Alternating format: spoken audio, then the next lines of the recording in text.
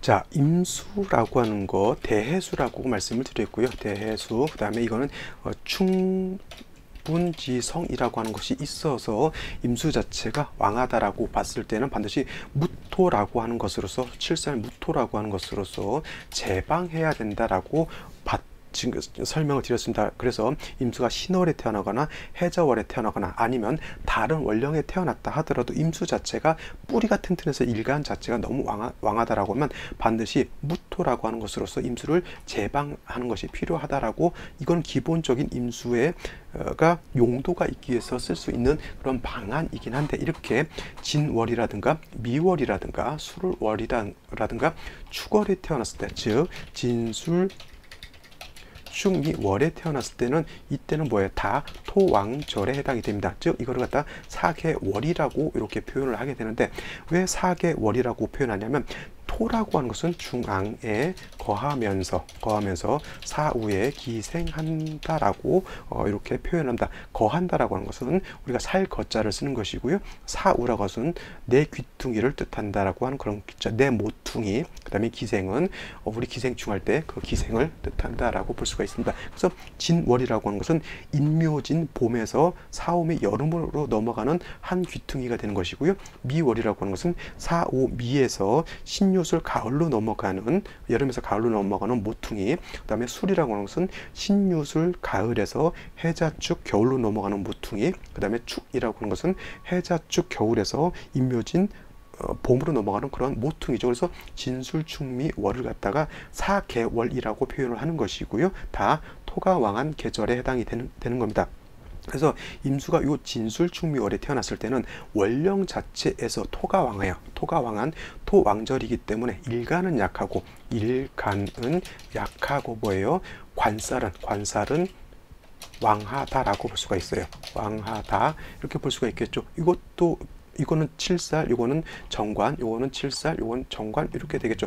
어찌 됐건 간에 관살이 왕하기 때문에 임수 자체는 약하고 관살이 왕한 거죠. 임수가 진월, 술월에 태어났을 때는 살중신 경한 사주국세가 되는 것이고요.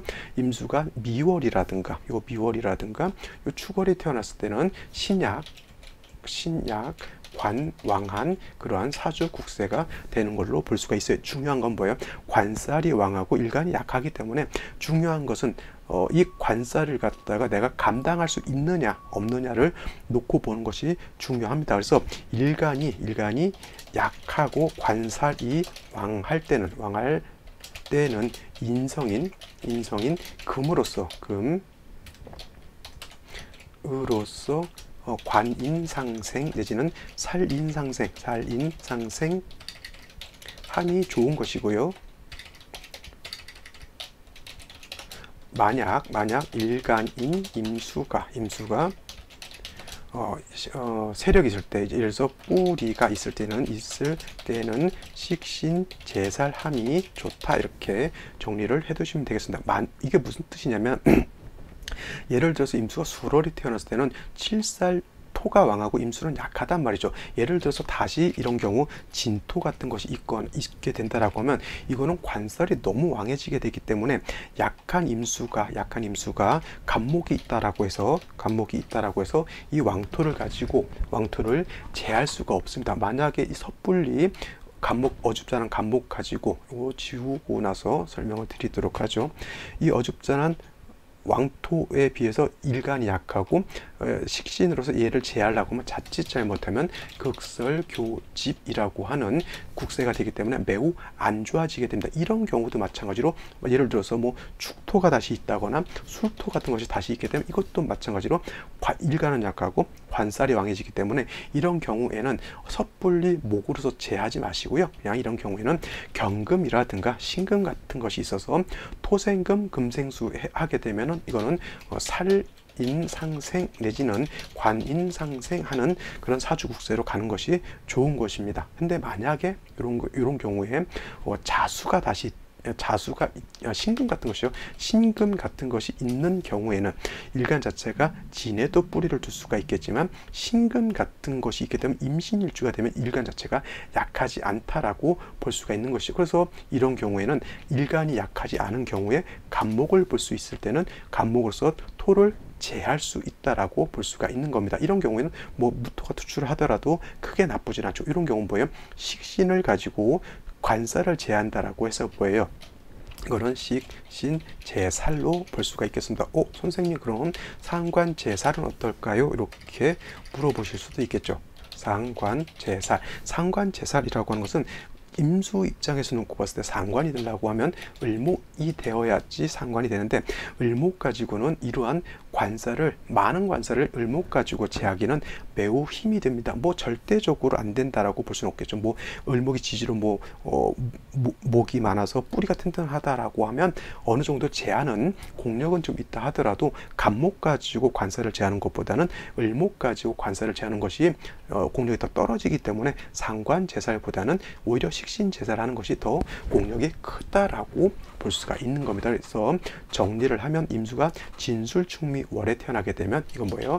토왕절에 태어났기 때문에 일간이 세력이 있느냐, 일간이 뿌리가 있느냐, 내지는 일간이 뿌리가 없느냐를 놓고 봤을 때 뿌리가 있게 되면은 제살하는 것이고요. 상관 제살이라든가 아니면 식신제살을 하는 것이고, 내지는 뿌리가 없다라고 하면 인성으로서 살인상생하는 것이다.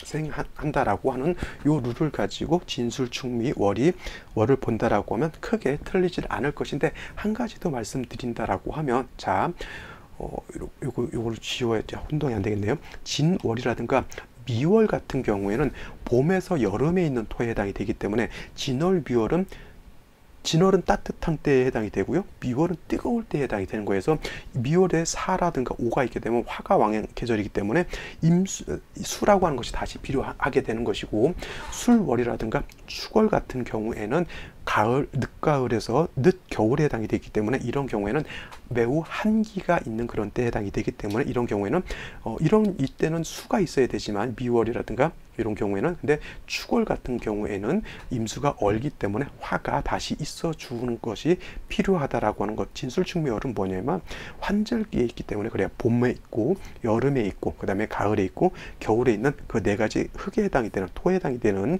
그런 글자들에 해당이 되기 때문에, 이러한 또 차이점도 면밀히 살펴보는 것이 중요하다라고 볼 수가 있겠습니다. 자, 여기까지 설명드리고요. 자, 다음으로 넘어가도록 하겠습니다.